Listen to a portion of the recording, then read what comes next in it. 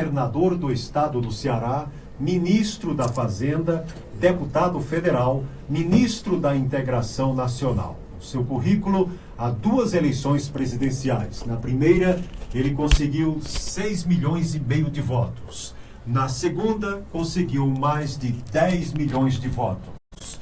E agora, o seu nome está nas pesquisas entre os principais candidatos à presidência da República e nas pesquisas alternativas, aquelas sem a presença de um ou outro candidato, o seu nome sobe bastante, o que faz crer que o potencial é muito grande para subir nas futuras pesquisas.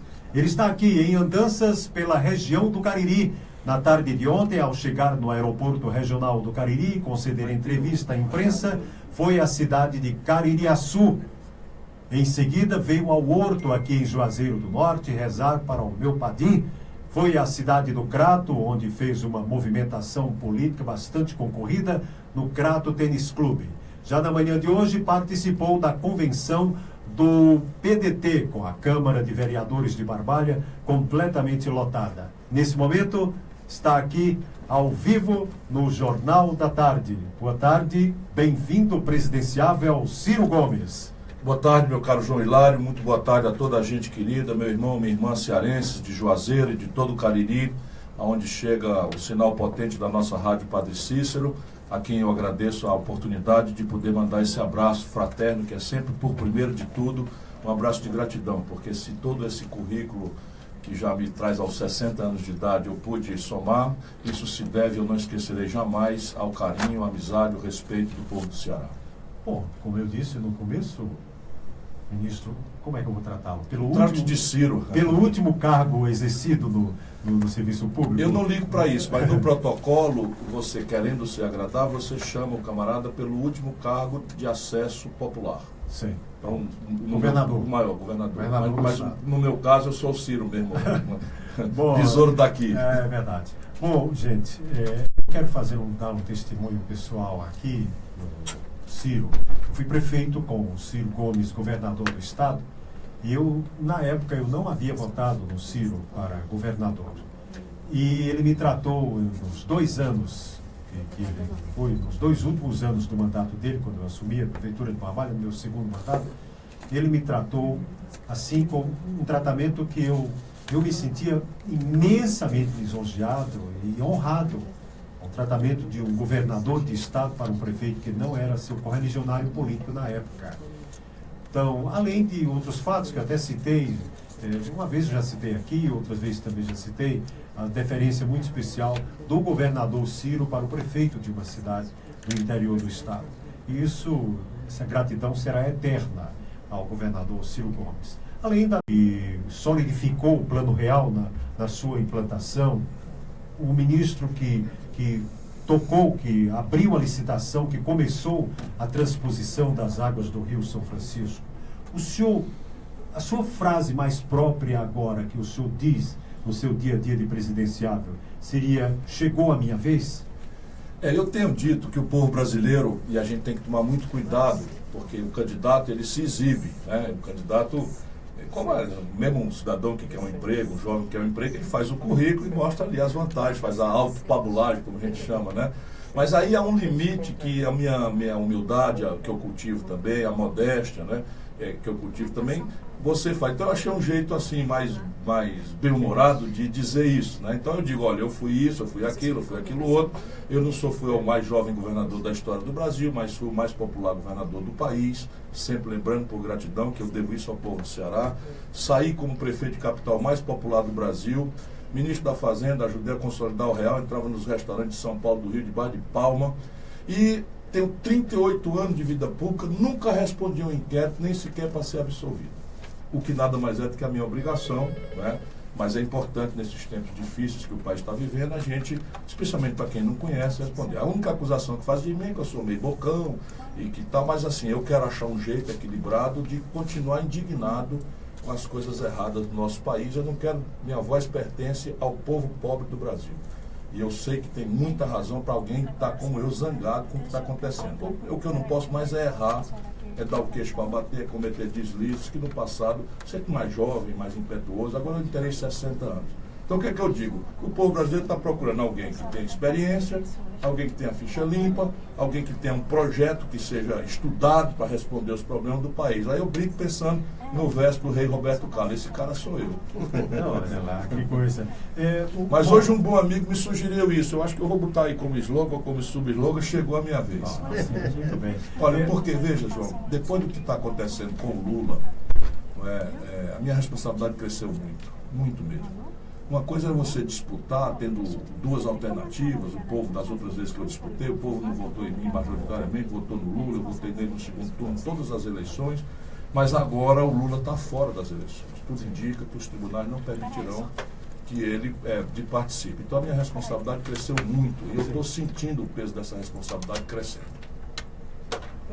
Em relação à questão do Lula, que o governador foi ministro do Lula, ministro da Integração Nacional, um projeto talvez um dos mais importantes, mais históricos da vida do Lula, que demonstrou uma grande confiança do Lula na sua pessoa para tocar uma obra tão importante como a transposição das águas do Rio São Francisco. Importante e complexa. Muito. Complexa. E havia muita resistência, muita violência política contra os interesses poderosos de quem quer manter a água como reserva de valor, até gente boa, equivocadamente, ambientalistas, religiosos, se levantaram de forma muito agressiva contra a obra. E o Lula me pediu para encarar isso.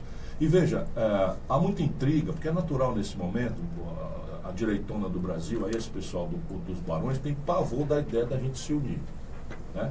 Mas também tem um pedacinho do PT que usa o Lula como guarda-chuva para eleger deputado federal, que também não estão nem aí, no dia que o Lula perde a eleição, eles não vão nem visitar o Lula. E eu e o Lula temos uma relação muito antiga.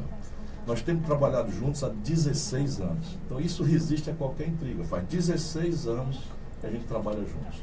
E eu tenho segurança, com toda a humildade, que o PT tem todo direito de lançar candidato, quem sou eu para dizer que não. Mas eu tenho segurança que nós vamos encontrar de novo no segundo turno dessa eleição e que, se Deus quiser, para ajudar o Brasil pelos próximos 16 anos. Bom, em relação à sua candidatura, que hoje é uma unanimidade dentro do PDT nacional, que é uma coisa até difícil dentro do partido, nós vemos aí outros partidos, o próprio PSDB, com brigas internas para saber quem é candidato. Em São Paulo mesmo, o prefeito e o governador, o prefeito que foi indicado pelo governador, então ainda postulou, visitou o país inteiro. Mas no PDT, que é um partido considerado grande hoje também no nível nacional, é uma unanimidade, o seu nome é uma unanimidade. Inclusive, depois a gente vai ter uma palavrinha aqui também do presidente nacional do PDT, está aqui, o ex-ministro Carlos Lupe, que já esteve conosco aqui também, até quando ministro. Ele que foi o ministro que teve o menor índice de desemprego do país, né, em 2010, 4%, sob o Ministério do Trabalho, sob a tutela do Carlos Lupe. Ele está aqui também, acompanhando o presidenciável Ciro Gomes. Em relação à questão do desemprego, como o senhor elenca a questão do emprego no Brasil, por exemplo, no seu bojo, uma vez presidente da República, em que grau de colocação nas suas prioridades o senhor colocaria o emprego no país? Primeiro grau. Qualquer político consegue ver, não é, até pesquisa, tal, que o povo está muito amargurado com a questão da violência, pede providências. Qualquer político pode ver que a mãe de família, o pai de família, que na hora mais difícil, que é a doença, está reclamando muito de uma mudança na saúde. A corrupção empesteou o Brasil, o poder nacional brasileiro, a política brasileira. A sociedade está com aquela desagradável sensação de que parece que é tudo igual, de onde você olha tem um escândalo, tem uma esculhambação. Mas a gente que cultiva, vamos dizer, o estadismo, a ideia de que você não pode ser um demagogo, que apenas repita, né, frase feita para soluções fáceis, de da boca para fora para problema, a gente sabe que o que resolve a parada mesmo é desenvolvimento econômico. Por quê? Porque o cidadão e a cidadã que tem um emprego decentemente remunerado, ele supre as carências, as deficiências do Estado. Até na segurança. Evidentemente que não é justo.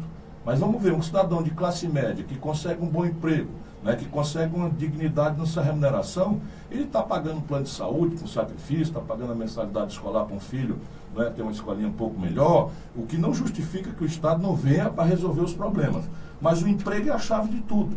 E o Brasil, o que mais me revolta, João, é que o Brasil tem, assim, 10 saídas. E isso não é fácil. Você olha na velha Europa, que eu estudo muito, frequento as universidades, faço palestras, participo de debates, a velha Europa não tem mais por onde ganhar produtividade, toda a infraestrutura da Europa está feita.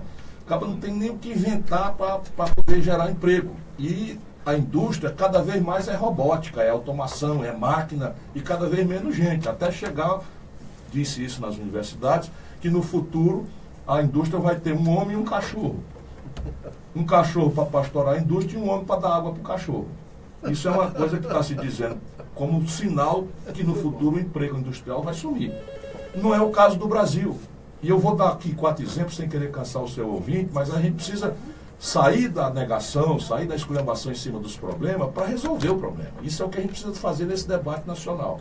Porque político urubu, que vive da carniça, está cheio aí, né? E aí esculhamba, o povo se sente mais ou menos interpretado com essa esculhambação, mas a pergunta que o povo deve fazer é assim, aí, doutor, e como é que vai ser? Então eu tenho aqui, estou estudando com detalhes, ou seja, vou chegar já na campanha, eu vou dizer quantos milhões de empregos vai dar para fazer por esse ou por aquele caminho. Vou te mostrar 5. Primeiro, para empregar imediatamente, tomou posse, não interessa se tem recessão, se tem dificuldade, se tem crise fiscal, você hoje com FGTS, com crédito, com debêntures conversíveis em ação, são palavrões aí, mas é coisa que a gente sabe modernamente como fazer, para dizer de onde vem o dinheiro, você detona uma explosão na construção civil. O Brasil tem 14 milhões de famílias sem moradia, morando embaixo de palafita, em casebre, de taipa, enfim, pendurado em morro, por aí afora, sofrendo o diabo. E você tem aqui um setor que não importa nenhum insumo, nem a pá, nem o cal, nem a picareta, nem o tijolo, nada disso é importado diferente do resto do país. Então você tem o primeiro setor, saneamento básico, as obras de infraestrutura, transnordestina, aqui as nossas, por exemplo, Terminal São Francisco, fazer a transnordestina, Terminal Cinturão das Águas, implantar, aí eu falo na outra, mas a infraestrutura que demanda mão de obra, também de pouca exigência na qualificação, tem que ser detonada imediatamente. Segundo, petróleo e gás. Repare, meu irmão, minha irmã cearense do Cariri, do Juazeiro, do meu padrinho. Repare uma coisa, o Brasil hoje é um dos maiores exportadores mundiais de petróleo. Só que nós estamos exportando petróleo bruto barato. E hoje, o cidadão que roda no ônibus em Juazeiro está gastando 60% do óleo diesel que é gasto aqui, vem do estrangeiro. Ou seja, nós estamos com a política estúpida, de uns 12, 15 anos para cá, de vender petróleo bruto barato para o estrangeiro e comprar gasolina, óleo diesel, lubrificante, mas também os plásticos, os polímeros, os novos materiais que vêm da petroquímica, gerando emprego na Europa, nos Estados Unidos e na China. Ora, nós estamos gastando dinheiro, a Petrobras sabe fazer, corresponde a uma demanda da sociedade, a gente passa a comprar isso em real e não em dólar, e são milhões de empregos que o complexo industrial do óleo e gás, e aí você soma energias alternativas, também como uma frente de responder ao problema do emprego.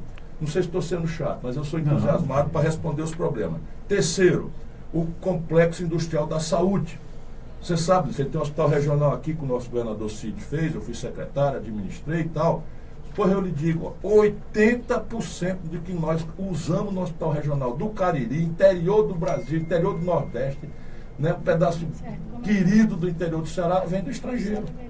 Prótese, cama de hospital, bengala, meio de diagnóstico médico, um estetoscópio, um tensor para medir pressão, todos os fármacos, todos os remédios, tudo vem do estrangeiro, gerando emprego na China, na Europa, nos Estados Unidos, com dinheiro que nós já estamos gastando.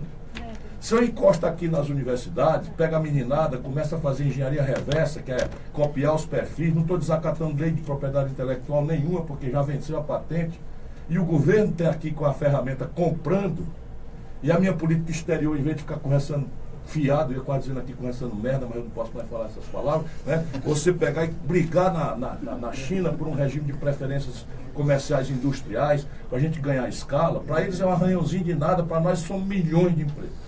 Fala um terceiro para ir cansando você aqui. Mas só para mostrar que por onde vai o Brasil tem saída. Quem está falhando no Brasil, estupidamente, é a política. E aí, diz que eu sou bocão e tal, porque eu estou vendo isso. O povo miserável, desempregado, perdendo os filhos para o narcotráfico, e a gente conversando, budejando sem botar as coisas que nós temos aqui. Vamos lá, complexo industrial do agronegócio. Não é muito nossa realidade aqui, do Nordeste, do semiárido, mas quando você desce para o sul do Brasil, para o Centro-Oeste, você tem, nós vamos passar, por exemplo, a ser o maior produtor mundial de soja ainda esse ano. Ainda esse ano o Brasil vai ser o maior produtor mundial de soja. Pois bem, 40% dos custos para produzir a soja no Brasil, ou o milho, vem do estrangeiro. Nós não temos uma fábrica nacional de implemento agrícola, não temos uma fábrica nacional de defensivo agrícola. Praticamente 80%, 90% do fertilizante nós compramos de fora, gerando emprego na China, na Europa, nos Estados Unidos. Enormes que vêm Todos os tratores, maquinários, colheitadeiras, tudo isso é importado do estrangeiro. Qual é o problema do Brasil criar uma ferramentaria, né, como eu criei o polo calçadista do Ceará? Do nada. Está aqui do Crato para ouvir a conversa na fábrica da Grendene. O que é que ela veio fazer aqui? Ora, se o material dela vem da Bahia, se o mercado que ela vende é no estrangeiro, sai pelo porto, o que é que ela vem fazer no Crato?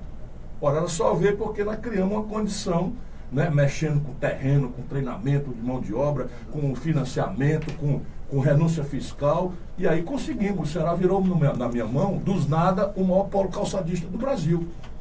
E isso só me dá assim, a crença de que é possível fazer. E eu digo mais um, e termino, só para dar exemplo. O Complexo Industrial da Defesa. Você sabe, meu irmão João Hilário, no último ano do governo da Dilma, uma empresa da China ganhou a concorrência para fornecer os uniformes do Exército Brasileiro. Olha o vexame. Qual é a tecnologia? Qual é a dificuldade para você costurar um uniforme? Pois bem, eles são tão mais competitivos por escala, por financiamento, por taxa de câmbio, que essas coisas que são complicadas e que eu ando estudando muito.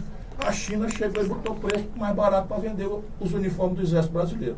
E pela estupidez das leis brasileiras, quase nós íamos, brincando aqui como o jeito do nosso povo falar, quase nós íamos vestir o Exército do Brasil com importação do uniforme. Agora, quando você olha, foguete, satélite, propulsão nuclear, microeletrônica, GPS, tudo isso que é a despesa militar, 20 bilhões de reais, tudo comprado do estrangeiro.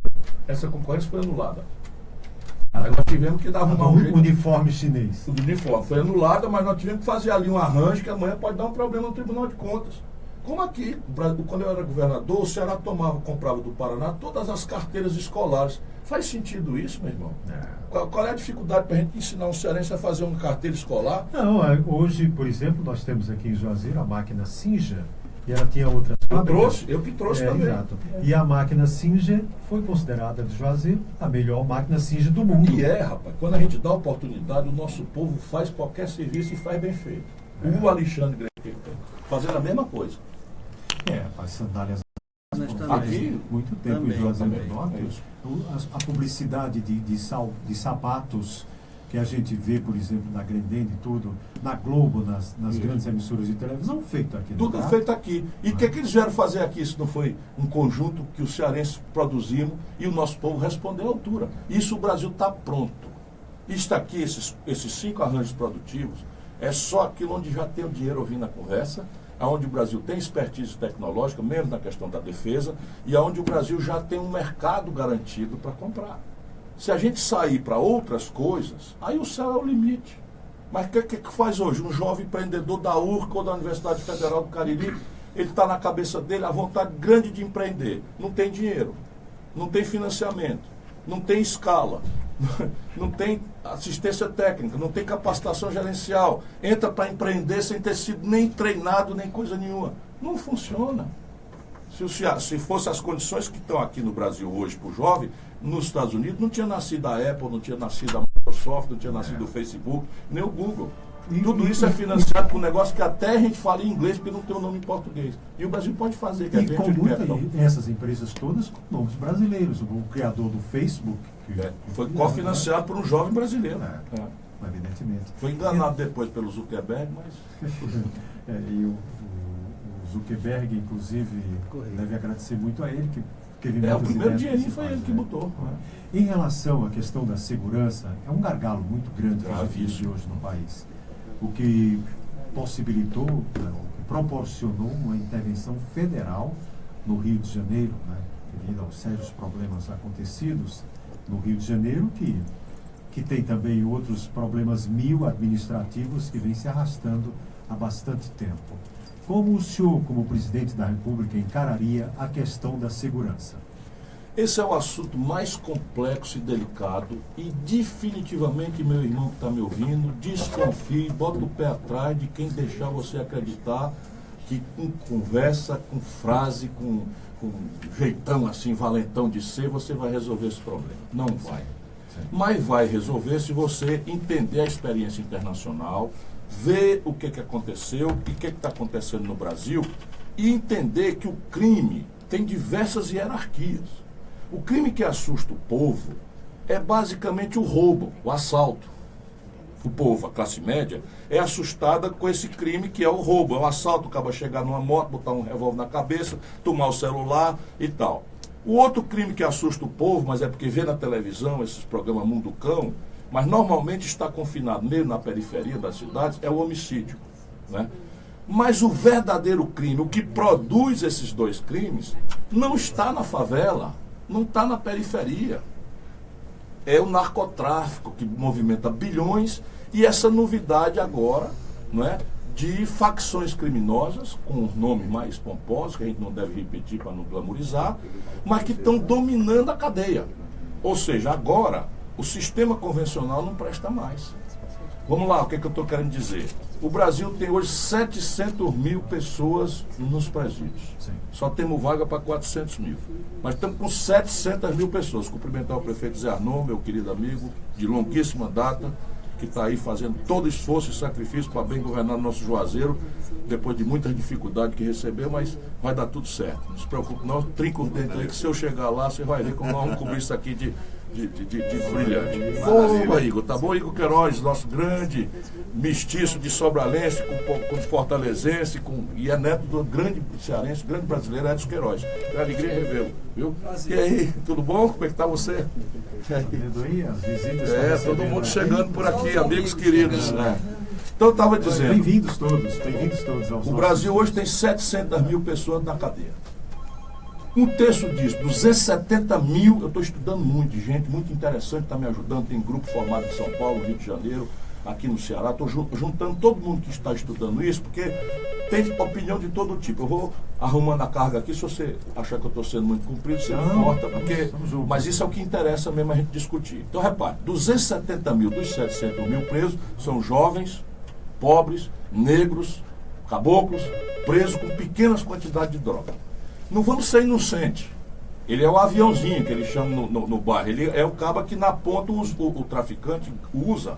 Porque se a polícia pega e pega só uma pequena quantidade. Sim. E aí, mas de qualquer forma, esse menino, ele não é ainda um criminoso formado. Ele tá na ilegalidade. Em alguns lugares isso no mundo já não é, mas é ilegal, né? Começar a discutir esse assunto.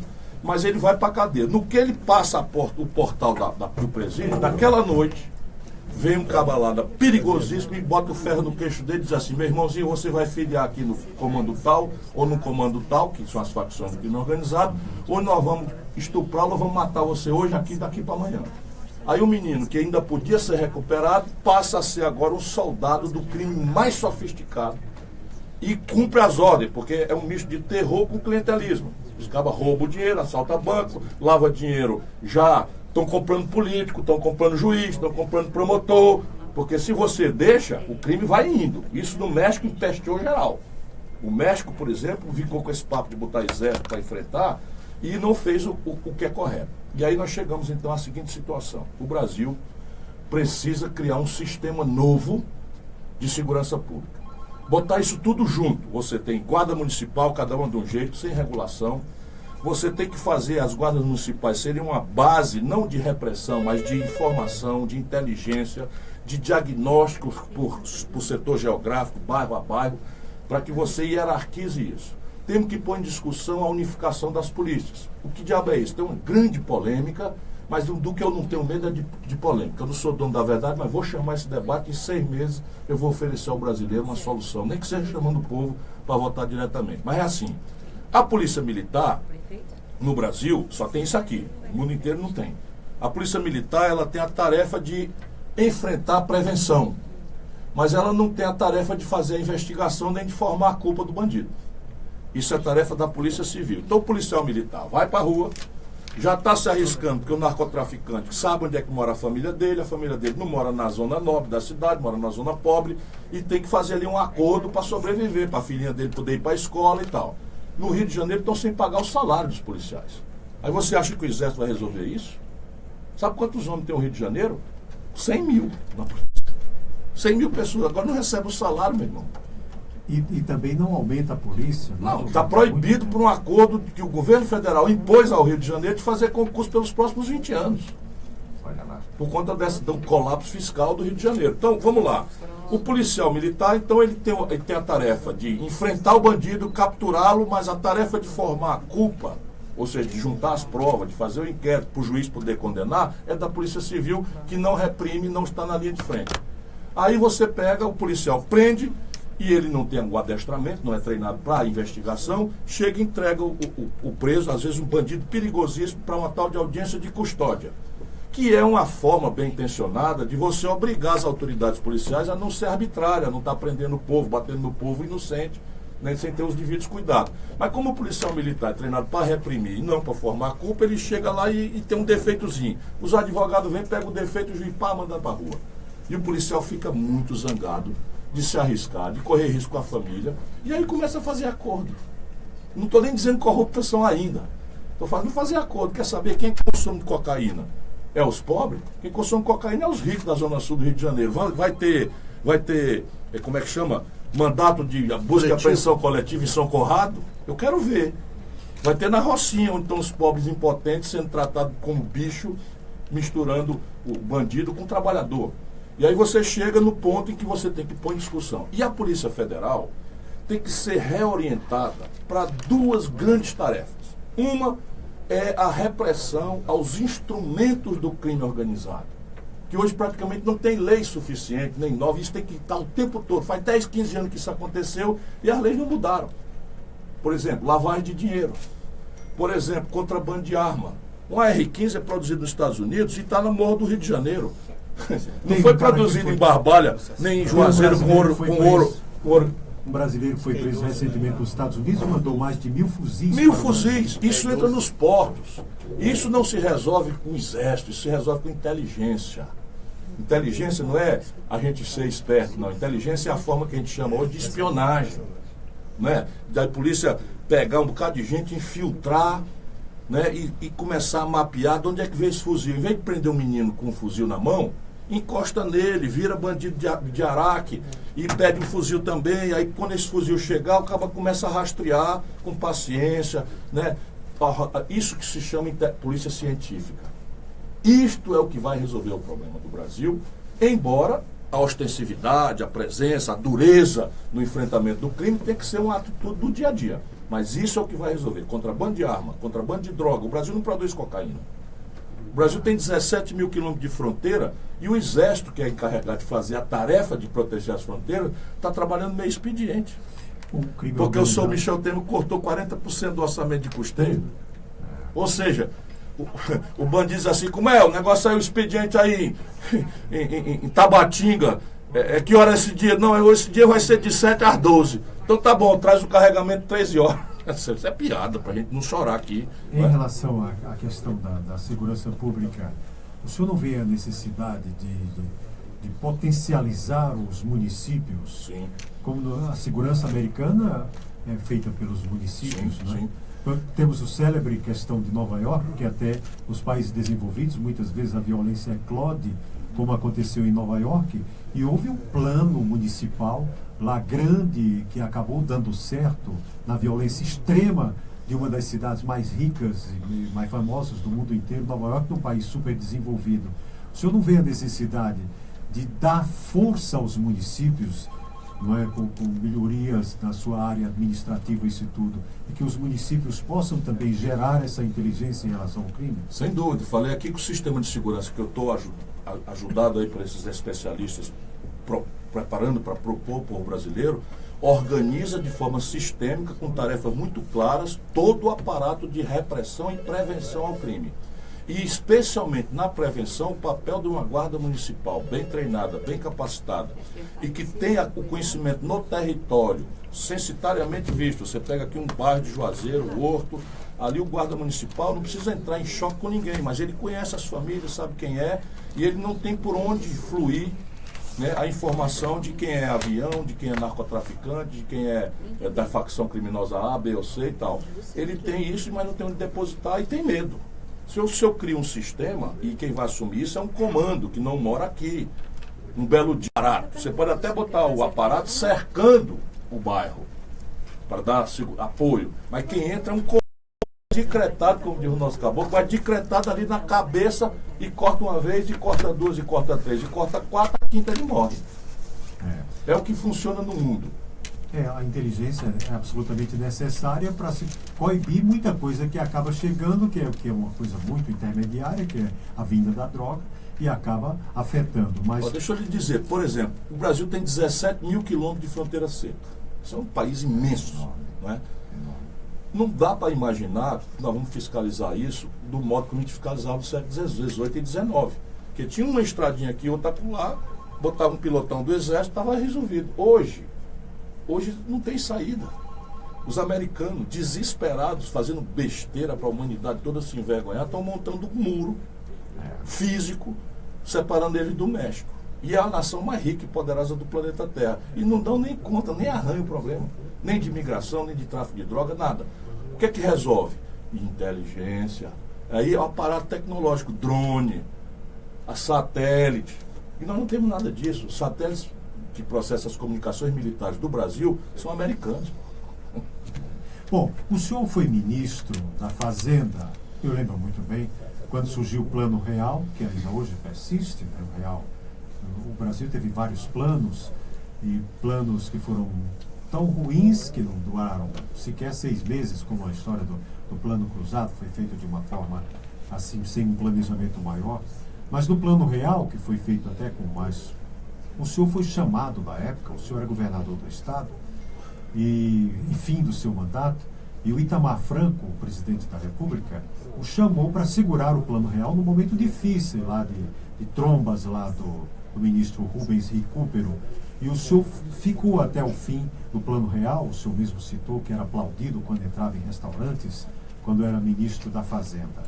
Em relação à economia nacional, o atual ministro da Fazenda me parece, se não uma unanimidade, mas uma pessoa que tem um conhecimento muito vasto e que até se estranha porque ele ganhava salários milionários como consultor de bancos. Não, ele foi presidente do Banco de Boston.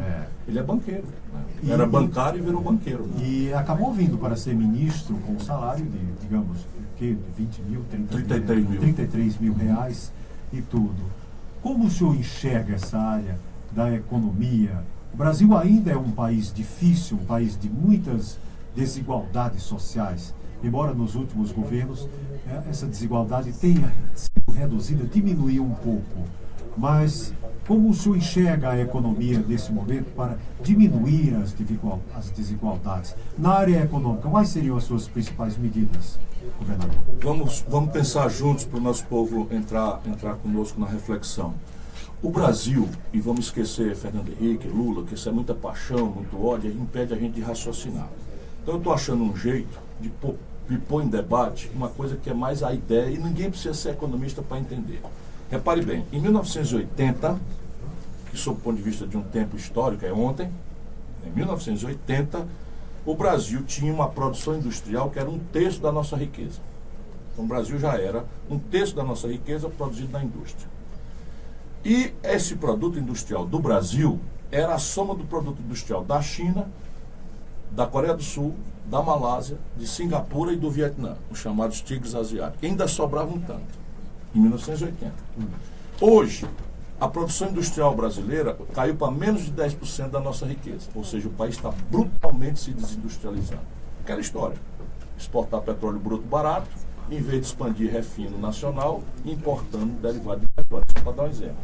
Nós que já tivemos uma indústria, vamos dizer, metal mecânica associada à saúde, cama de hospital próprio, abrimos mão e hoje estamos importando toda essa metal mecânica associada à saúde do estrangeiro e o Brasil está se desvalorizando. De maneira que a China hoje, que ontem, em 80, era muito menor do que o Brasil, passa o Brasil em seis vezes e meia. Quem é que está certo? Eles ou nós? Não é, vamos dizer, se esqueça a China, vamos para a Coreia do Sul, que é o mesmo regime de uma economia mista que associa o talento indispensável da iniciativa privada com a força estratégica, a presença estratégica do Estado, nos preços centrais, que é um assunto mais difícil, taxa de câmbio, taxa de juro, sistema tributário, sistema previdenciário, para ajudar ou deixar de atrapalhar a competitividade sistêmica da economia. Pois nós no Brasil, o que é que aconteceu? O que aconteceu é que o Brasil cresceu com a inflação uma nova classe, que é uma classe muito pequena, mas muito poderosa e muito sem nenhum tipo de escrúpulo. O Brasil que fez um confronto no passado entre uma agricultura latifundiária, né, do café, da cana-de-açúcar no passado, a Revolução de 30 vem contra isso, a oligarquia escravista, enfim, oligárquica pesadamente, que não deixava as mulheres votarem, que não deixava o povo votar secreto. E a Revolução de 30 se levanta para parir o Brasil moderno e tenta criar e consegue uma burguesia industrial que surge como nova classe dominante. E o Brasil andou muito bem nesse período. Saiu do nada e viramos a 15ª economia industrial do mundo em apenas 30 anos. O que acontece na sequência? Esse modelo dependia de capitais do estrangeiro que eram muito baratos. O juro era de 3% ao ano. A carência era de 3 anos. 12 anos era o prazo médio para o Brasil pagar a dívida externa quando criou-se essa dívida. Ali no ano 80, isso tudo mudou. O dinheiro, que era longo prazo e barato, virou o que os americanos chamam de smart money. Ou seja, dinheiro eletrônico, que arbitra 24 horas por dia ganhos especulativos mundo afora. De maneira que apresenta-se no computador de um garoto em Wall Street, nos Estados Unidos, um banco da Malásia pagando um jurinho um pouquinho maior do que o governo do Peru está pagando. Ele aperta ali 4 teclas, transfere 3 bilhões de dólares do Peru para o Banco da Malásia e quebra o Peru. De maneira que todos os países do mundo que dependiam de fluxos internacionais de capital quebraram e o Brasil foi junto. E aí, ao invés de nós nos debruçarmos para discutir um modelo novo, nós tínhamos uma ditadura, não tínhamos debate. Simplificamos na oposição o debate no temário institucional, anistia, eleição direta, constituinte e nada de economia. Porque se botasse a economia para discutir, a reunião ia acabar em tapa e não tinha segunda. Juntando, veja bem, Teotônio Vilela, usineiro de Alagoas, Franco Montoro, democrata cristão, Ulisses Guimarães, um católico fervoroso, com Miguel Arraes, socialista, com Leonel Brizola, nacionalista, desenvolvimentista, que vinha de todo o trauma de Getúlio Vargas, de João Goulart, João Amazonas comunista, Luiz Carlos Prestes comunista, tudo junto para redemocratizar o país. Se você botasse a discussão para ser sobre a economia, eles bandalhavam a reunião. Mas isso gerou um cacoete, que é o político brasileiro passou a não discutir mais o que interessa. E pareceu ser agora um assunto de tecnocrata. Tem um candidato aí, que a negada está pedindo para eu não falar mais o nome. Eu nem gosto, eu sou muito franco, né? Bolsonaro quer ser candidato a presidente da República, diz assim, eu não preciso entender de economia, porque eu vou nomear um ministro da economia, ele é que vai falar por mim. E a confusão, quem é que arbitra? Eu fui ministro da Fazenda, meu irmão entrava na reunião às 7 horas da manhã, só gênio, minha equipe era só gênio. Pécio Arida, André Lara Rezende, Edmar Baixa, Brescia Pereira, só gênio. E eu, 36 anos de idade, né? Estou ali com a minha experiência de governador, de prefeito, meu esforço de curar minha ignorância estudando, que eu faço diariamente, e eu chego lá, o cabo diz assim, doutor, se você não for no rumo do norte aqui, o mundo vai se acabar. O Pécio Arida. Aí o outro dizia assim, o Pedro Malan, vixe, doutor, se você for para esse rumo aí, é que o mundo se acaba, tem que ir para o sul. É assim, a economia é desse jeito. E essa nova classe que surgiu é a classe do financismo, do rentismo, do agiota oficial. E hoje o Brasil gasta 51,5% do orçamento, do mesmo dinheiro. Você tem um bolo de dinheiro aqui, e nós vamos discutir, vamos gastar onde? Na segurança, que nós estávamos conversando, na saúde, que é um drama do povo, vamos gastar para educar nossos meninos, para eles se preparar para o desafio tecnológico, para entrar na universidade, para empreender. É assim que se faz, eu estou simplificando aqui. Pois bem, a gente começa a conversar do Brasil com 51%, ou seja, mais da metade, entregue para os bancos. 51% do orçamento do povo brasileiro. É o único país do mundo. Só o Brasil tem essa loucura. O Brasil é o único país do mundo em que os homens mais ricos Tudo são banqueiro. banqueiros e cervejeiros. Mas o cervejeiro é por causa do banco. Começa o cervejeiro, que é a Ambev, como o Alguns Jorge são Paulo justos. Lema, que era o Banco Garantia.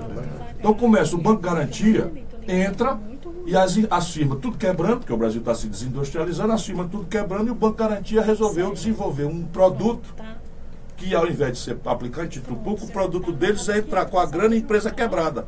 Compra a empresa na hora da morte, na bacia das almas, acaba de língua de fora, com um valor nada, vai lá com uma turma, com dinheiro, consolida, e aí vira uma empresa industrial. Mas tudo é o banco atrás, né?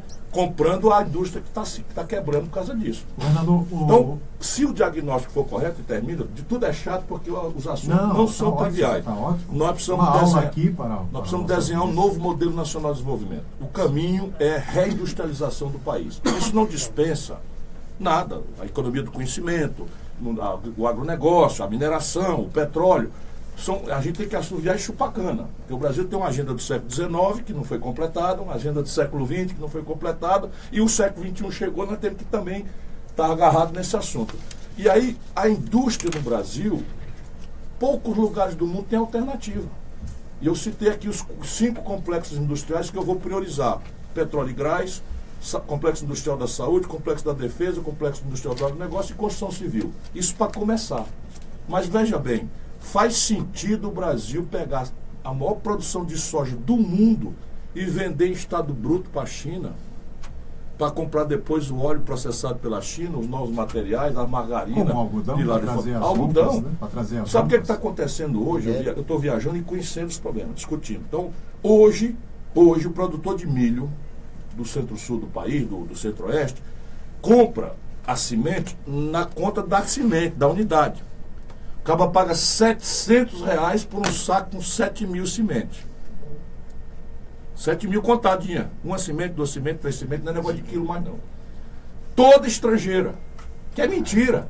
É tudo brasileiro, que a Monsanto vem, geneticamente modifica aqui mesmo, mas vende em dólar. Aí o caba acaba de produzir, no ano bom, ele ganha R$40 numa saca. Aí todo mundo se anima de produzir milho, no ano seguinte tem superprodução, não tem programa de estocagem, não tem programa de preço mínimo, não tem programa de seguro agrícola. Resultado, o preço despenca para R$18, todo mundo quebra. Apesar de se falar em globalização, governador Ciro Gomes, a gente está entrevistando aqui ao vivo, como você pode perceber, o governador Ciro Gomes, o ex-governador Ciro Gomes, presidenciável do Partido Democrático Trabalhista, PDT, que é uma honra para nós recebermos aqui. Em relação à agricultura, foi divulgado recentemente o agronegócio, que houve uma produção, o Brasil aumentou o seu PIB 13%. 1%, 13%. e 13% foram do agronegócio, a indústria estagnou, ficou 0% de crescimento. Como o agronegócio não é o maior peso na economia, então os 13% do agronegócio, a diminuição de serviços e a estagnação do Construção civil caiu 5%. Pois é. Então, a agricultura foi a responsável direta pelo crescimento de 1% no produto interno bruto. Hoje a gente vê que os terrenos mais inóspitos do mundo, como na Califórnia, nos Estados Unidos, o estado que mais produz nos Estados Unidos, fosse um país, era o 8º, nona economia do mundo. A gente vê Israel, onde não chove praticamente, não é? País desértico, que pega a água do mar, que dessaliniza a água do mar e que tem um sistema de irrigação, como o senhor falou, que o milho vendido do estrangeiro para o país é contado em pingos, em caroços. Em Israel, tão desenvolvida é a irrigação, que a irrigação é contada em pingos e produz e se sobrevive bastante. Qual a sua visão de agricultura, por exemplo, no Nordeste? Hoje, por exemplo, aqui na região do Cariri, com tecnologia, somos os maiores produtores de banana do interior do Nordeste, vendendo para o país inteiro. Como o senhor enxerga a agricultura no semiárido, aqui no Nordeste, por exemplo, em que temos pouca chuva? a questão da tecnologia na nossa agricultura para que o nosso PIB possa também ter uma força da nossa produção, do nosso setor primário, que é o setor de alimentos, que a gente importa tantos, governador. João, a gente precisa, como a inteligência da sua pergunta já indicia, a gente precisa entender o território e o nosso povo. Uma coisa é a agricultura de alta linhagem tecnológica, de alta intensividade de capital e conectada com o comércio exterior. Sim. Convenciona-se chamar isso de agronegócio. Sim. Outra coisa é a agricultura familiar. E esta agricultura familiar, no nosso estado, por exemplo, do Ceará, mas isso é uma realidade do semiárido, é onde está o problema.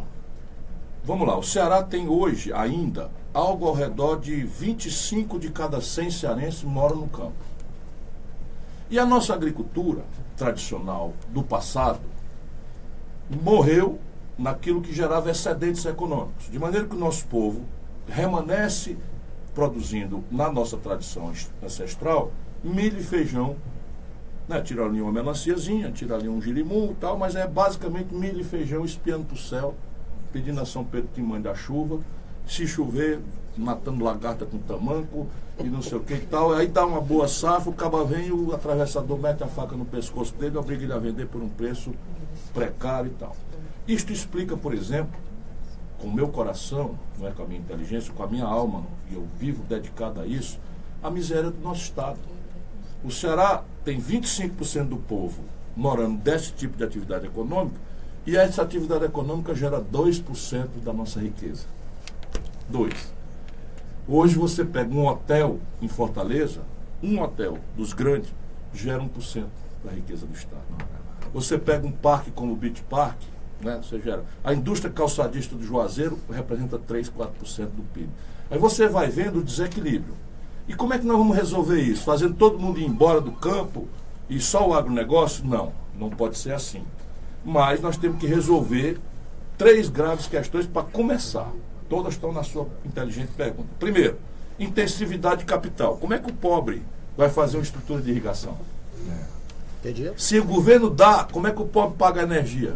Entregaram a energia do Brasil à distribuição para multinacionais e a energia subiu 70%, fora a inflação. Da privatização da Coelce para cá, subiu 70% a energia. Vai ver se o preço do milho subiu, vai ver se o preço do feijão subiu. Então a irrigação, feita para produzir produtos tradicionais, não paga a conta. Aí o povo reclama para diminuir a energia. Só que nós perdemos a capacidade de mexer no preço da energia e estes, posso falar, Lupe? Não. Canalhas ainda estão querendo vender a Eletrobras. Por 12 bilhões. Ainda estão querendo vender a Petrobras, não é por 12 bilhões, é por 7 churrascaria fogo de chão. Porque a negado não sabe o que é bilhão. Aí eu estou fazendo essas contas. Rapaz, o Brasil tem uma churrascaria, rodízio, em São Paulo, Rio de Janeiro, Nova York, Miami. Pois bem, venderam para uma multinacional a fogo de chão por 1 bilhão e 800 milhões de reais. 1 bilhão e 800 milhões.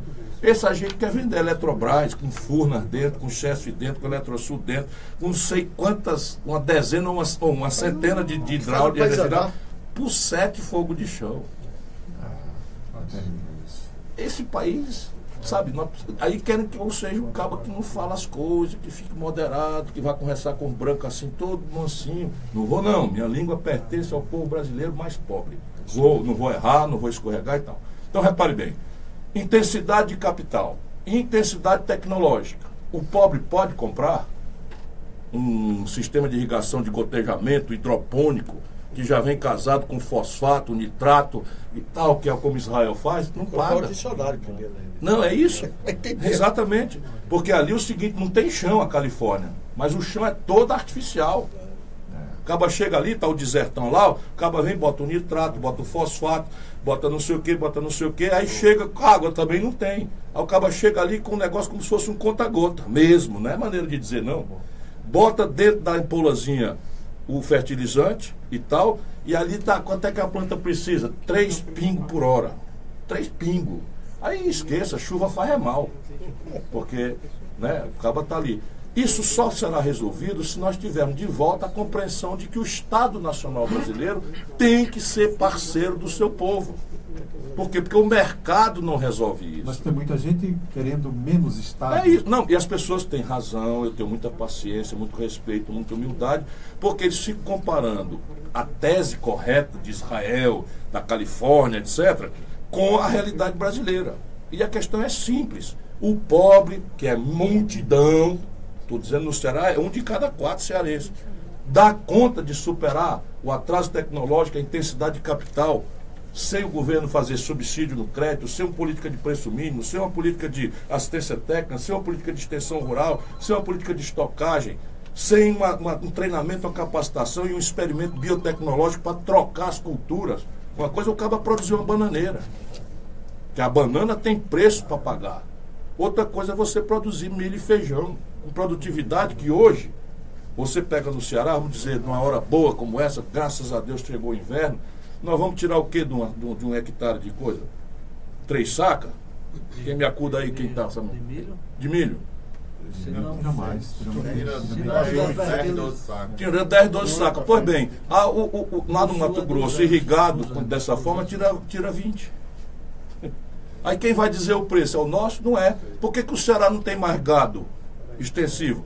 Porque 80% da carne que nós comemos em Fortaleza, brinca, fala os plural, cara. Eu brinco brincando, cara, né? 80% da carne do bife de casa que a gente corta vem de Tocantins. Por quê? Porque você cria 4, 5 bois num hectare. O capim lá cobra um boi e ainda dá outra andada, um boi em cima do outro, ainda sobra capim. Aqui a gente precisa de 5, 6 hectares, olhe lá para tirar um boi magro já nas cordas quando chega o fim do verão. Então, hoje temos subsídios para os bancos e não temos para a agricultura, sobretudo a agricultura de sobrevivência. Sim, não é é isso. E então pouca produção. Não, nas e regiões repare bem, o agronegócio brasileiro some do mapa em 24 meses se a gente praticar essa conversa mole da direita. Porque a direita neoliberal abomina o subsídio. Pois bem, sabe quanto é o crédito rural para o agronegócio todo ano? O subsídio, 130 bilhões de reais do dinheiro do povo. Sabe a pedalada fiscal que usaram como desculpa para derrubar uma mulher honrada como a Dilma? Você pode discordar do governo dela, eu achava que o governo ia muito mal, mas não fez nada errado. Foi a pedalada fiscal, foi isso. O subsídio do dinheiro, com dinheiro público para o agronegócio. Aí fala da boca para fora, tá? Vamos acabar com o Estado é corrupto e tal. Mas o deles não acaba não. Bom, nós tínhamos aqui uma pergunta que o senhor já respondeu em uma das suas respostas aí anteriores, a questão dos bancos, né? Do Alisson Shoa. Atualmente o serviço da dívida representa quase 60% do PIB, onde 40% dos títulos públicos têm como credores bancos e instituições financeiras. Ele pergunta como o Ciro, presidente, pretende desenhar a nova matriz econômica do país e reverter essa situação. Bom, deixa eu só repor aqui os números, eles são mais trágicos do que esses aí que já seriam muito assustadores. A dívida brasileira vai atingir em maio desse ano 4 trilhões de reais. Isso quer dizer que nós estamos com uma dívida perigosamente se aproximando de 80% do chamado PIB, que é o conjunto de todas as riquezas que o povo que produz e trabalha gera no país.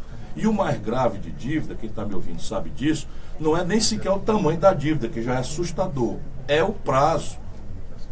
Como está ficando perigosamente grande a dívida brasileira, os banqueiros conseguiram, na tramóia, né, na sombra, ninguém diz nada na grande mídia, por isso que eu sou tão satanizado, porque eu conto a história e boto o número, e eles não podem negar. E aí sabe o que é que aconteceu, meu caro prefeito Zé Arnon? 26% da dívida de 4 trilhões de reais quase, está vencendo em 4 dias. Numa tal de operação compromissada do Banco Central, que é hoje 1 trilhão e 184 bilhões de reais. E ninguém paga dívida com PIB, você paga dívida com tesouro. E aí você arrecada imposto, ou gasta com segurança, educação, saúde, geração de emprego, ou gasta com banco. E a política produziu uma equação em que o poder nacional brasileiro está a serviço de assomar o orçamento e entregar para os banqueiros. Bom, temos uma pergunta aqui, que é uma pergunta que eu acho que interessa também a muita gente, é do Fábio Grangeiro, lá da cidade de Barbalha. Caso o Ciro seja eleito presidente, adotará a mesma política de combustíveis, a questão controlará contratará a política de combustíveis, preço e demanda? Eu acho que ele quer... Não, ele está perguntando se essa mesma política estúpida. Vamos raciocinar juntos de novo. O Brasil é um dos pouquíssimos países do mundo que tem autossuficiência já com quase o dobro de sobra em petróleo. E nós estamos fazendo o seguinte, vendendo petróleo bruto barato para o estrangeiro, em dólar, e comprando produtos industrializados, gasolina, óleo diesel, lubrificante, polímeros, maus materiais, plástico, PET, desse copinho de garrafa, ou de Coca-Cola, a garrafinha de plástico, tudo isso é petróleo.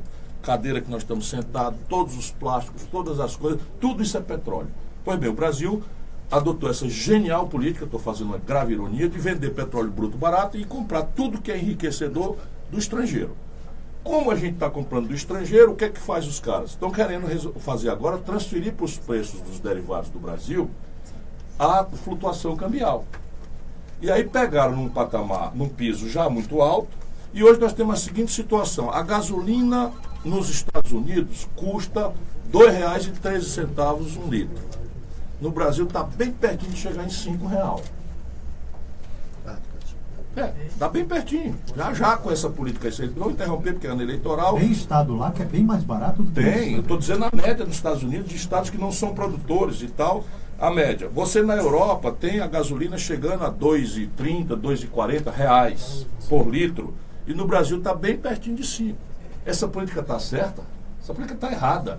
E ela foi adotada por uma razão: privilegiar o acionista minoritário privado a quem serve esse governo.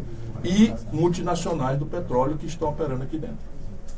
Que coisa. Então vai ser revogada essa política. Ela vai ser uma política séria, não haverá demagogia nem conversa mole, mas a política vai ser assim: custo de produção, verticalizar o refino no Brasil. Já temos os planos, refinaria prêmio no Ceará, refinaria prêmio no Maranhão, Compés no Rio de Janeiro, então, para a gente chegar à autossuficiência em derivados e fazer que sejam todos os preços da Petrobras apurados em real. Isso é emprego para burro, que é o que mais me interessa.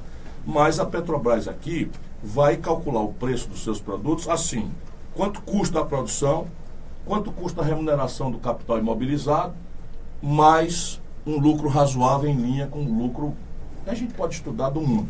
O resto será transferido para o povo, não necessariamente barateando o preço da gasolina, porque quando a gente barateia muito o preço da gasolina, a gente está fazendo um estímulo a um modo equivocado de viver da humanidade que vai matar o planeta Terra. Nós temos que estimular o transporte público, nós temos que estimular a reciclagem de energia para energias limpas, etc, etc. De maneira que vender combustível barato não é boa política. Mas ao invés de entregar para as multinacionais e para o acionista privado, nós vamos tomar isso via incremento da CID, que é a contribuição sobre intervenção do domínio econômico, e transformar isso em dinheiro para fazer segurança e educação. Bom, essa entrevista do presidenciável Ciro Gomes está sendo transmitida ao vivo pelo Facebook, uma live no Facebook, Ciro Gomes Oficial, né? Já tinha muita gente assistindo ainda há pouco, acho que aumentou ainda mais o número de pessoas que assistem. O Marcos Paulo do Tiradentes pergunta: caso eleito, como Ciro irá tratar da corrupção no país e da população carcerária? Bom, corrupção, vamos para a gente não se chibatear, não sofrer muito mais do que já estamos sofrendo. Corrupção é uma falha da alma humana. Nenhuma nação do mundo pode se orgulhar de não ter corrupção. O problema no Brasil é o volume, mas mais grave do que o volume é a impunidade.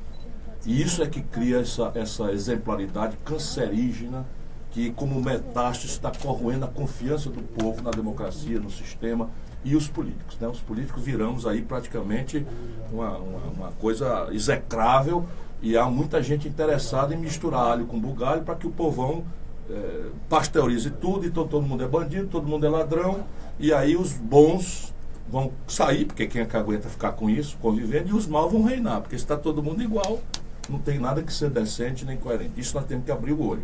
E quem faz isso é um povo, cidadão, prestando atenção no serviço.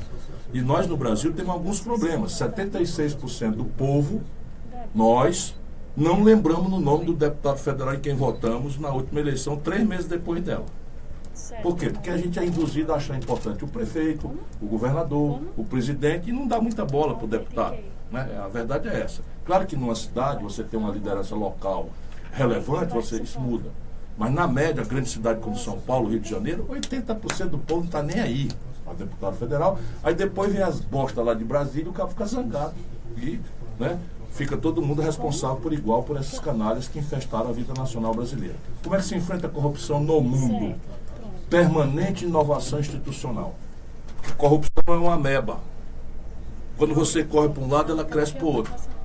Então você tem que estar em permanente inovação institucional. E as nossas leis são completamente rígidas e anacrônicas e passadistas. Não tem, e é de propósito. É de propósito. Eu me lembro, essa lei de licitação que está aí, 8666, foi produzida em cima da perna, nessas ondas, né? Teve um grande escândalo, já com a Odebrecht envolvida, que informava os anões do orçamento. 93. Era governador. Então, os anões do orçamento, estava todo na lista da Odebrecht e tal. Por isso que eu tenho uma certa tranquilidade, porque eu conheço a história do Brasil. A mesma Odebrecht desse escândalo estava lá em 93, a lista da Odebrecht, igualzinho. Pois bem, aí botaram a culpa na lei de licitação. Então, nós fizemos uma lei de licitação que é menor preço. Claro, tem que escolher o menor preço. Como é que a corrupção se adaptou? Acaba pega um prédio, uma escola dessa profissionalizante de Caririaçu. Está lá parada, o povo zangado com razão. E por que está parada? Porque o Camilo não está fazendo? Não. Simplesmente a lei obriga que você faça uma licitação pelo menor preço. Aí a empresa vem, superfatura, ou seja, cobra muito mais caro os alicerces, as paredes, e subfatura o teto, o acabamento e tal. Faz o alicerce, faz a parede e ganha dinheiro. Quando vai chegar na hora do prejuízo, abandona a obra. E a dita lei diz que é para você chamar o segundo lugar pelo mesmo preço. Olha, o segundo lugar não vai fazer pelo mesmo preço, porque já deu que o outro quebrou. Aí anula a licitação, isso tudo é anos, 6 meses. E aí o Ministério Público, aí não sei o que, juiz. É um inferno o moralismo. Então você no Brasil está supondo que é todo mundo ladrão até prova em contrário, quando os países civilizados supõem que todo mundo é sério até prova em contrário. É um preceito do direito universal. Universal. Mas e aí, então, nós temos que mudar a legislação, tem que mudar a legislação de licitação. E aí, lavagem de dinheiro. Meu irmão, se você não estiver fazendo uma lei nova por dia, é vã a ideia. Nós vamos combater a corrupção. Vamos lá aqui. O ministro da Fazenda, Henrique Meirelles, meu amigo, ex-presidente do Banco Central do governo Lula, 8 anos, tem toda a poupança dele hospedada num paraíso fiscal nas Ilhas Caimã, nas Bahamas. O ministro da Fazenda do nosso país, encarregado de cobrar imposto, encarregado de vigiar a taxa de câmbio, encarregado da política monetária, de afirmar a taxa de juros, guarda o dele num paraíso fiscal. É ilegal? É crime? Não. A lei brasileira, antiga que é, não considera isso crime nenhum. Basta declarar, acabou-se. Agora está direito. O cabo que cobra imposto aqui, botar o dele fora para não pagar imposto e ser o ministro da Fazenda? Que exemplo nós estamos dando para o povo? E assim, todo o mequetrefe no Brasil fez $1 milhão, bota no estrangeiro. E a lei não alcança. Então é exemplo, que é a outra questão. E inovação institucional permanente. Então se o de cima roubar, pode acreditar, rouba todo mundo. Mas se o de cima não roubar e colocar, não deixar roubar como tarefa, vai tendo que mudar a legislação todo dia para correr atrás. Mas aí começa o exemplo a funcionar. O Paulo Roberto, da Betolândia, a Lígia Ferreira, do Tiradentes, a Orlene Almeida, da Bela Vista, em Barbalha, todos elogiando o presidenciável Ciro Gomes, mandando um grande abraço. Um abraço para todos, obrigado aí. Bom, temos o Elias, olha que pergunta, Elias Sanovais, do Crato. Ele pergunta se o senhor seria vice do Lula, seria vice do PT? Veja, a gente não é candidato de si mesmo. Eu represento a retomada de um fio histórico muito importante para o Brasil. Eu represento e não sei, pelo contrário, acho que não estou à altura, não é, de interpretar com fidelidade e com a grandeza o fio do trabalhismo do Brasil. Eu represento a sequência, não é, de quem, por exemplo, como Getúlio Vargas, dotou o país da base industrial que nós temos, fundou a Petrobras, criou a consolidação das leis do trabalho, enfrentou esses interesses estrangeiros a ponto de se sacrificar com o suicídio. É evidente que eu não tenho altura para calçar o sapato do Getúlio, mas eu venho dessa linha, né, que é o PDT, que é o trabalhismo.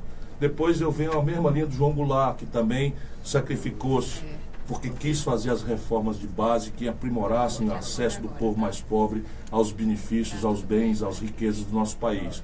Foi caçado, morreu no exílio, amargurado.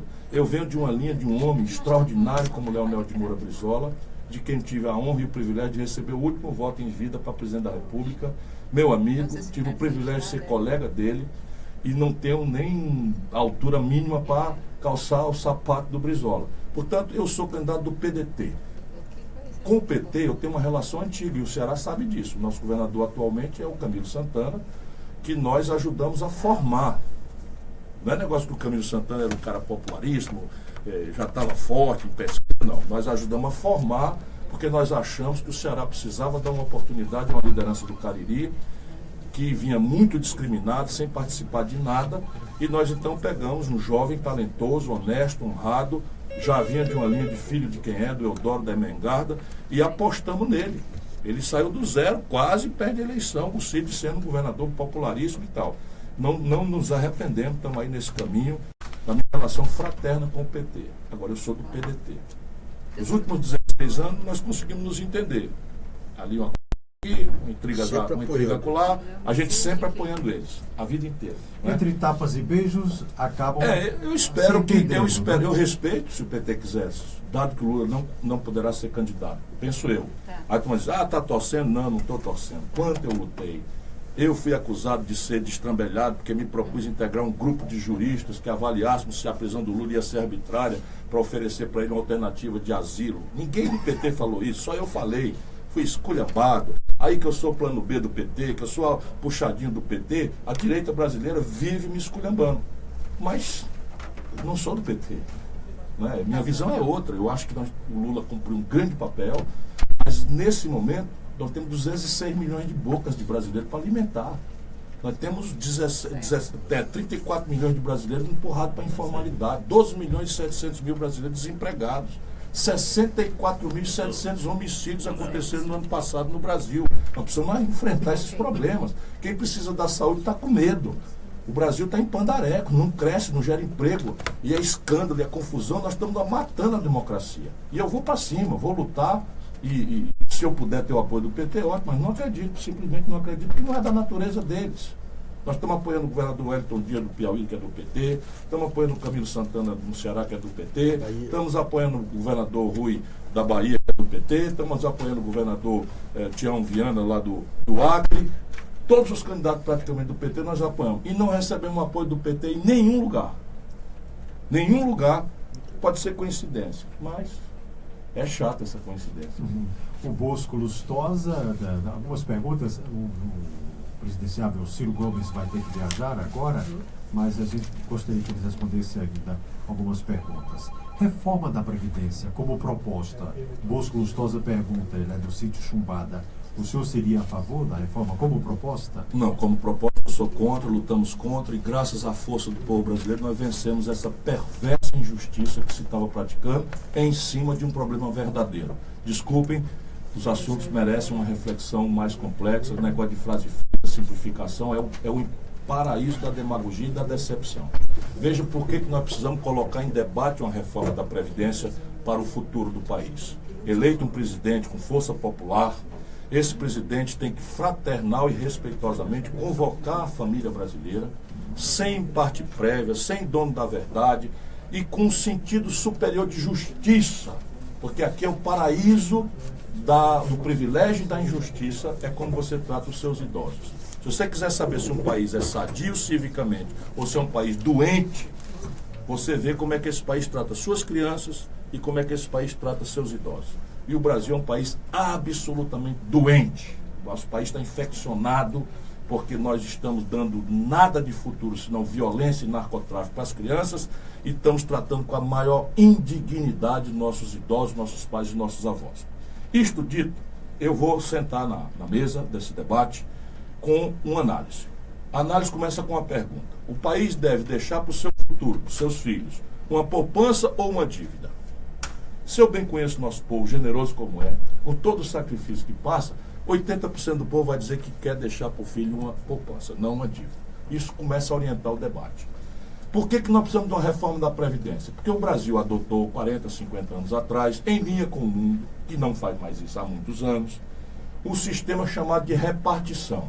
Ninguém precisa ser técnico para entender e a gente precisa ajudar o povo a entrar nesse jogo. O que é o sistema de repartição? Suponha que todo mundo, as nações eram muito jovens. Então, quando o Brasil criou esse sistema do INPS, antigo, não sei o quê, IAPC, IAPTEC, não lembra? Tinha uns coisas.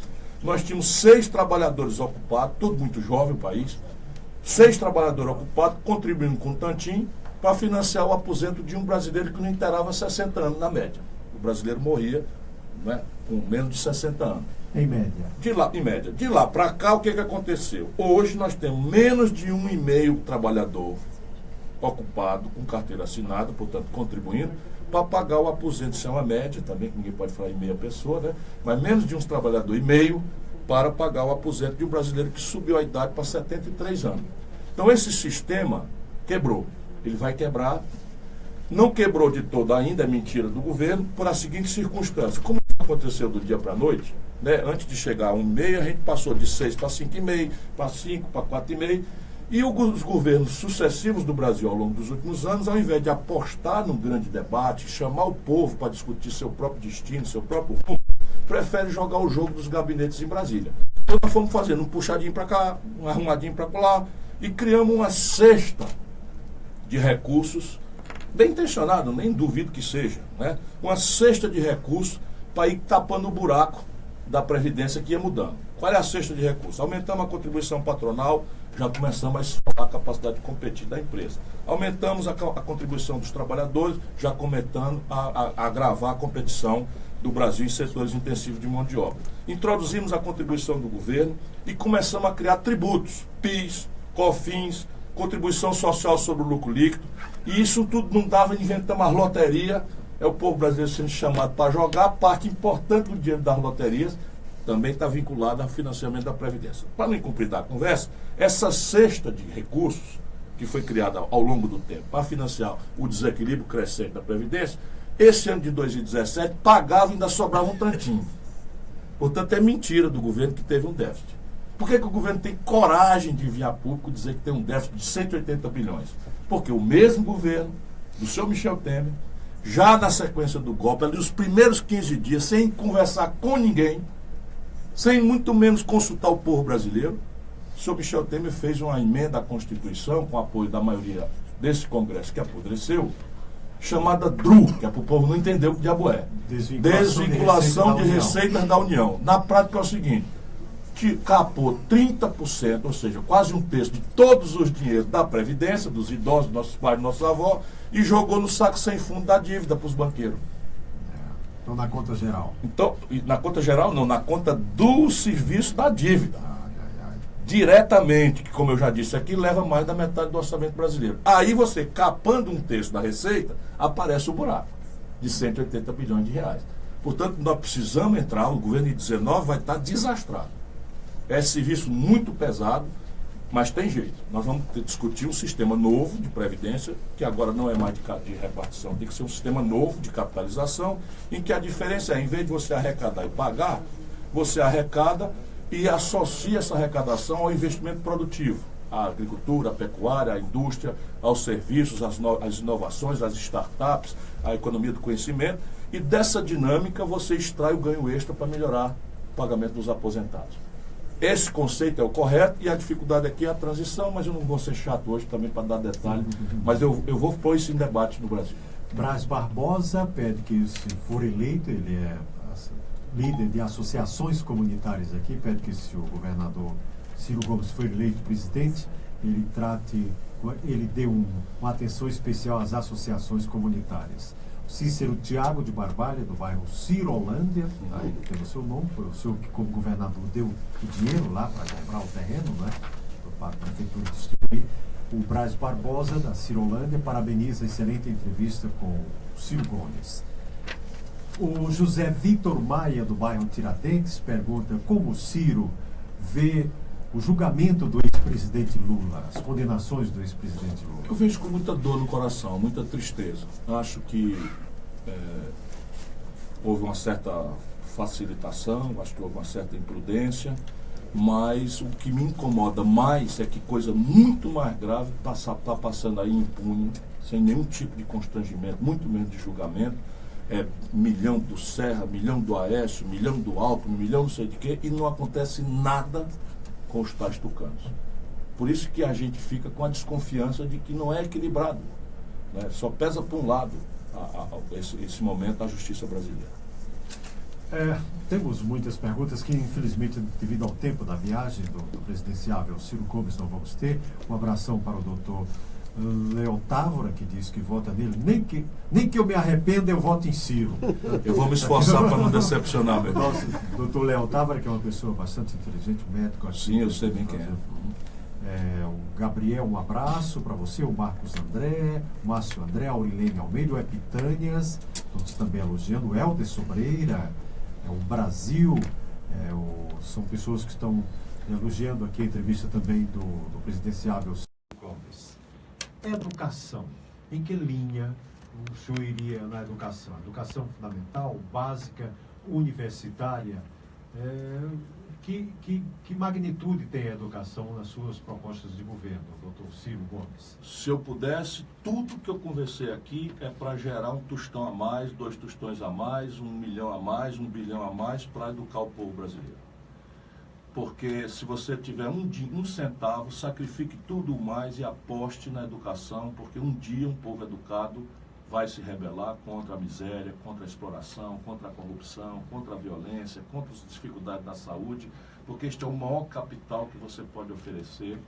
E as urgências do nosso povo são tão dramáticas que a educação quase nunca surge no debate como uma grande demanda da população.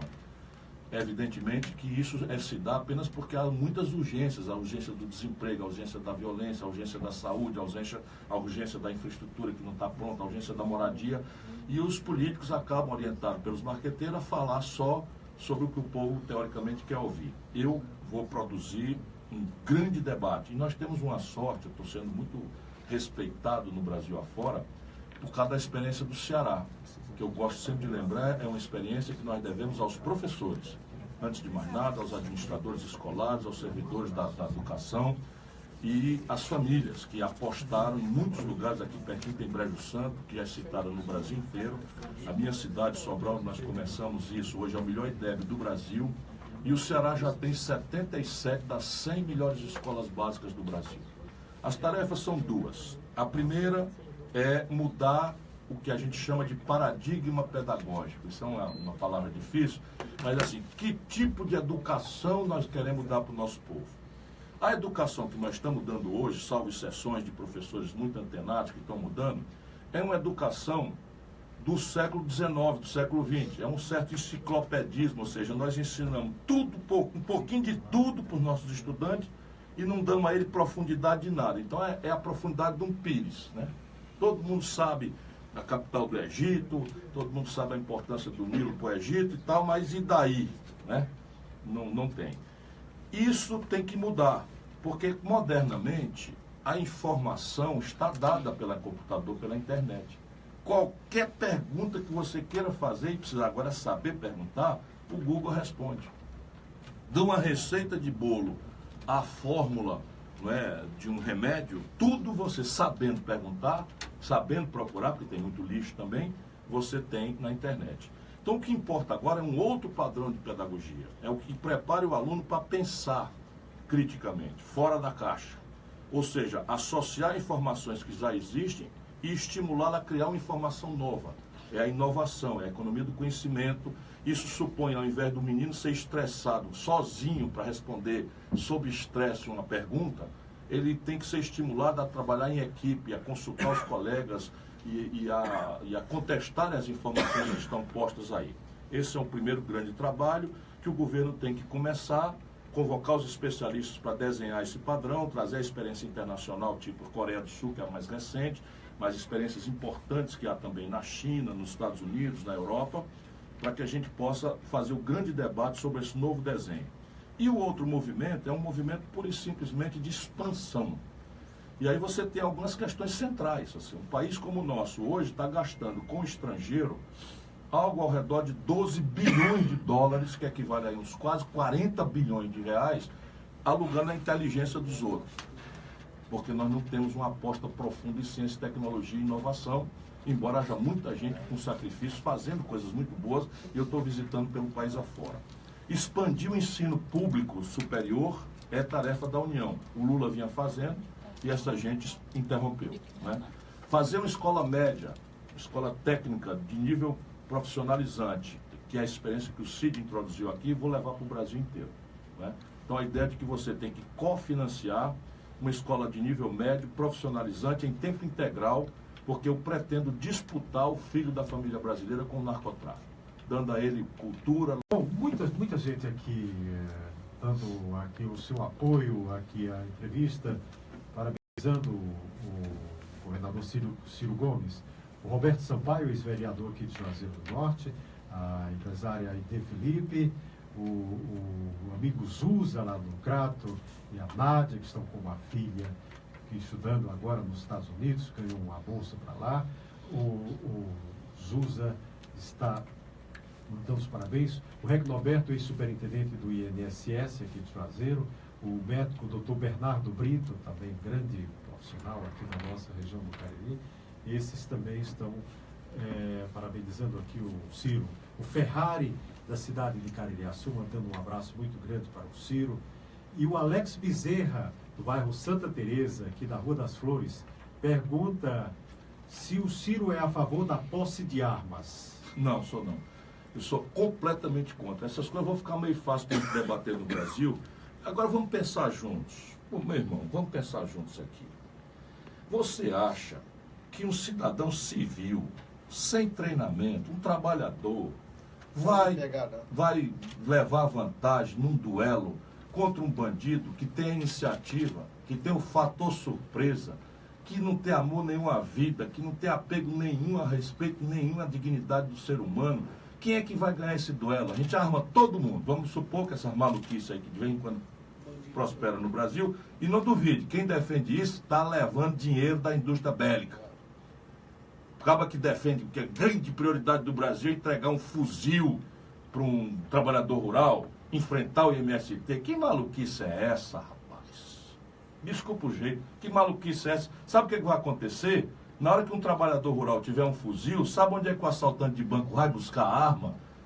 Ele não vai buscar arma mais no contrabando, onde ele corre o risco de chegar pelo Paraguai e ser preso pela Polícia Federal. Ele vai chegar na madrugada, vai render a família do agricultor que está dormindo, que ele não vai chegar de dia, batendo um sino, dando uma buzina. Atenção, cidadão, eu estou chegando para tomar tua arma. Não, vai chegar de madrugada, vai sequestrar o filho do miserável, vai dizer, me entrega o seu fuzil aqui, senão o seu filho vai lá a orelha dele aqui para dizer que eu não estou de brincadeira. Então essas coisas a gente tem que combater com certa dureza. E o Brasil, vamos concordar, o Brasil está testeado de arma. A lei do Brasil é uma ficção, é uma mentira. Olha os loucos americanos. É claro, o camarada entra na escola dos Estados Unidos, mata 10, 15, 14 garotos. E veja, nos Estados Unidos, que está em debate pesado essa facilidade de arma. O Obama quis acabar. É isso, mas o debate está pesado. Eu morei lá, estudei lá na Universidade de Harvard e tal, está muito pesado. Ou seja, na contramão dos malucos que estão defendendo isso no nosso país. Desculpa aí, com todo respeito, eu sei que as pessoas estão com medo, mas a solução é a polícia, é o governo proteger a família, é o governo armar bem seu policial, é o governo pagar com decência, treinar, capacitar, se antecipar, mapear o crime organizado, como eu já falei aqui. Agora, mas vamos concretamente. Nos Estados Unidos, a razão é política. E nada mais tem a ver com o século XXI. É que os americanos, nasceu a República dos Estados Unidos numa guerra, que não foi o caso do Brasil. Foi uma guerra que conseguiram os americanos, com o apoio da França, se independentizar da Inglaterra. Como se nós aqui no Brasil tivéssemos feito uma guerra com Portugal. Então lá nos Estados Unidos, os pais fundadores escreveram na Constituição que é uma inerência ao direito de revolução, que fundou a América do Norte o cidadão portar uma arma. Mas não é para enfrentar bandido, isso não existia na época. É para defender a pátria contra o inimigo externo. Israel, por exemplo, o serviço militar é obrigatório para 100%, homens e mulheres. E todo mundo acaba o serviço militar, leva seu fuzil para casa, mas não é para enfrentar bandido. como esses irresponsáveis estão incendiando uma certa angústia do nosso povo. É para defender o Estado de Israel contra o cerco dos Estados árabes muçulmanos ao seu redor, que não afirmam sequer o reconhecimento da existência do Estado de Israel. O que o Brasil tem a ver com isso, meu irmão, pelo amor de Deus? Está chegando aqui nosso deputado Fernando Santana, posso ir dizendo assim, porque se depender de mim, vai ser no oco do mundo, né? Então, no Brasil, nós não fizemos uma guerra contra Portugal. Ao contrário, o gênio extraordinário de Dom João VI deixou o filho aqui, um português, Dom Pedro I, a quem nós atribuímos a proclamação da nossa independência, num belo desembanhar de espada na beirada do rio Ipiranga, né? No dia 7 de setembro de 1800. O filho do homem era português, abdicou do trono e foi ser Dom Pedro IV em Portugal. O brasileiro mesmo foi Dom Pedro II, esse é que foi iluminista e tal. E esses idiotas não estudam. Não é que a gente tenha que ser gênio de nada, não, mas defender, armar o povo brasileiro. Para a gente transformar isso aqui no velho faroeste do século XVIII, do século XIX dos Estados Unidos. É tomar juízo. Eu estou não dizendo a ele, eu estou dizendo aos políticos que fazem isso. Walter Lima. Tudo recebendo o toco da indústria armamentista. Bom, vamos às últimas perguntas aqui. Aliás, também temos a participação da nossa ouvinte Inês Cassiano, que parabeniza o filho, né? Ela parabeniza, ela tem 2 filhos e tudo, a família e tal. Parabeniza o governador Ciro Gomes pela sua entrevista aqui. Tem tanta pergunta que a gente levaria até às 18 horas. Eu volto quando você quiser. Só me chamar que eu sei que falando para você, estou falando para a gente querida do Ceará. Muito obrigado, Ciro. O Marcos Lima de Barbalha pergunta, olha que pergunta. Pergunta o que o Ciro tem a dizer sobre sua candidatura ser apoiada pelo governo chinês. Inventaram essa. Né? Inventaram essa. Não sou apoiado por fake news que está por aí. Não sou apoiado por governo. Saber, não sou apoiado por governo estrangeiro nenhum. Não aceitaria sê-lo. Eu sou uma pessoa que ama a pátria brasileira e cultivo isso pelo meu exemplo. Sou talvez o único candidato que tem clareza. Cansei de falar aqui hoje que nós precisamos impor, né, uma reindustrialização do Brasil ao esquema internacional, e a China é um dos problemas do Brasil, é uma parceira importante, é nosso maior destino das nossas vendas, das nossas exportações, mas a China está pressionando, por exemplo, o governo brasileiro para mudar a legislação e poder comprar terra. Eu, por exemplo, não aceito. Se esse governo fizer, eu revogo. E a terra que foi entregue a estrangeiro no Brasil, desaproprio para a reforma agrária como prioridade. Só para dar um exemplo prático. Nós tivemos uma fazenda na Amazônia, né? Daquele americano, que era maior do que a Holanda. Isso. Não, e no passado, o rei Leopoldo da Bélgica foi comprando terra contígua no Congo e acabou fundando um país hostilizando os congoleses, o Congo belga. E andou querendo experimentar o mesmo serviço no Brasil. Começou a comprar terra contígua no Mato Grosso, que na época era só Mato Grosso do Sul e Mato Grosso, e o governo brasileiro se aluiu na hora certa, desapropriou, botou ele para correr daqui e criou essa lei que proíbe estrangeiro comprar terra. E esses caras querem revogar. Bom, o Cristiano Ferreira... Vamos estudar, negada. Vocês querem ser presidente e não dão um dia de serviço? Vamos estudar. A gente está falando com os outros candidatos. Outros candidatos. O Cristiano Ferreira, o Walter Lima Sampaio, pede em 2 palavras que o senhor diga. O que o senhor acha da lei regulamentada para o Uber e outros aplicativos? Veja, o desemprego é um péssimo conselheiro. Então está todo mundo precisando trabalhar e a informalidade já alcançou pela primeira vez no Brasil a quantidade maior do que os trabalhadores da formalidade. Então a questão do Uber vem nisso. Agora, como é que eu posso ser a favor de um negócio que é uma multinacional estrangeira, que explora o trabalhador dos países onde está, sem carteira assinada, sem hierarquia, sem direito previdenciário, porque o miserável está precisando trabalhar, e que me vulnera a enfrentar numa concorrência desigual o taxista, que bem ou mal, né, tem que fazer o pagamento, paga os impostos, né, a tarifa nem sempre remunera o alta de uma gasolina maluca como essa. Então não posso ser a favor. Sou solidário a todos os que precisam trabalhar, mas esses puxadinhos, esses atalhos para cá, para lá, é que nem comércio ambulante. Como é que eu posso ser contra? Um cidadão que não consegue trabalhar, não consegue um emprego, não consegue uma carteira assinada, 1 mês, 2 meses, 3 meses, 1 ano, e ele pega e faz um pastel em casa, ou pega uma fruta e vai para uma praça vender. Ora, meu coração está com ele. Agora, é razoável não é? Que o comerciante que está ali na frente, que paga imposto, que não sei o que e tal, vai pegar a competição, que lá em Fortaleza inventaram até como é, Zé Avelino. Aí ficam os demagogos, tudo os coitadinhos, na hora que isso vira uma coisa grande como virou lá, o empresariado mais salafrário, menos honesto, pega os trabalhadores, bota ali como testa de ferro e toda a grana é deles. Sim, paga imposto. E não paga imposto. É resultado, a Monsenhor Tabosa, que era um shopping center a céu aberto, lindíssimo, que o mundo inteiro vinha visitar, fechou, está quebrando todo mundo. Isso não é solução. Bom, o Neto de Barbalha, na sua opinião, o Ciro é um candidato super bem preparado. Se governar o país seria bom para o Ciro Gomes.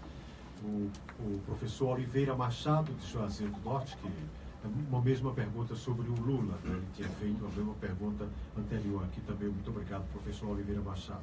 Eu peço 1 milhão de desculpas aos tantos.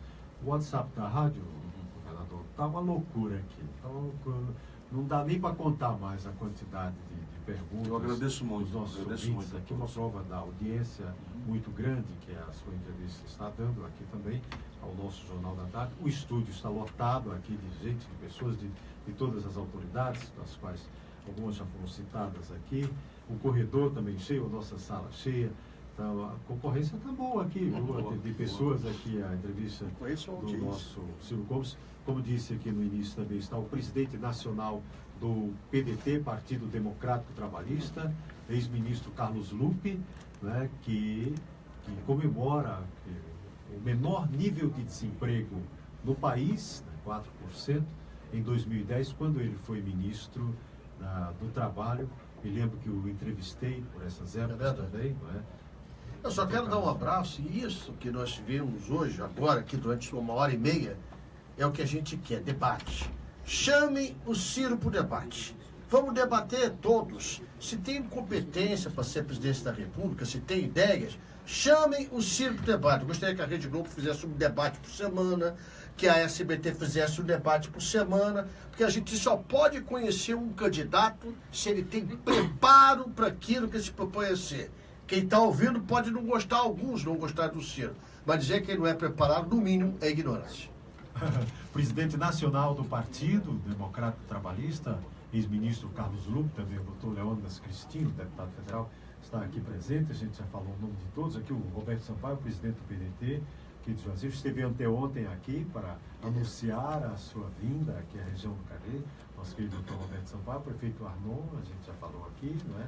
O secretário Fernando Santana está aqui também presente, os vereadores aqui da cidade de Barbalha, o presidente da Câmara Vevel, o Felipe Milânio, o venerável Emílio Macedo, deixa eu ver aqui mais nomes, o vereador Igor André Queiroz. Feitosa, o Igor Queiroz já foi falado pelo Ciro.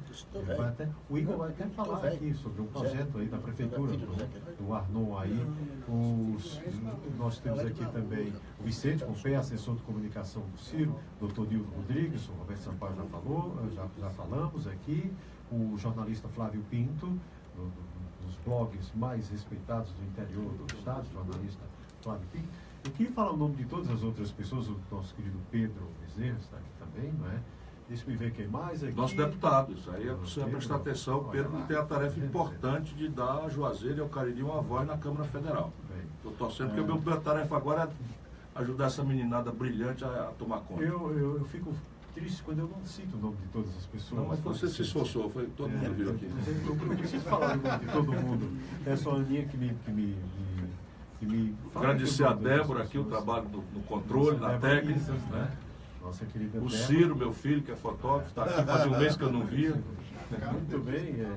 Bom, eu já disse no começo, gente, assim, ele foi deputado estadual, muito jovem, foi prefeito de Fortaleza, o prefeito mais jovem da capital do estado, foi o governador mais jovem no estado do Ceará, ministro da Fazenda, não é? Deputado federal, ministro da Integração Nacional, foi secretário de Saúde aqui, assessorando o seu irmão, o Cid Gomes, e uma série de outras posições em nível nacional e até internacional, que foi o Ciro Gomes, que com muita honra recebemos aqui na FM Padre Cícero.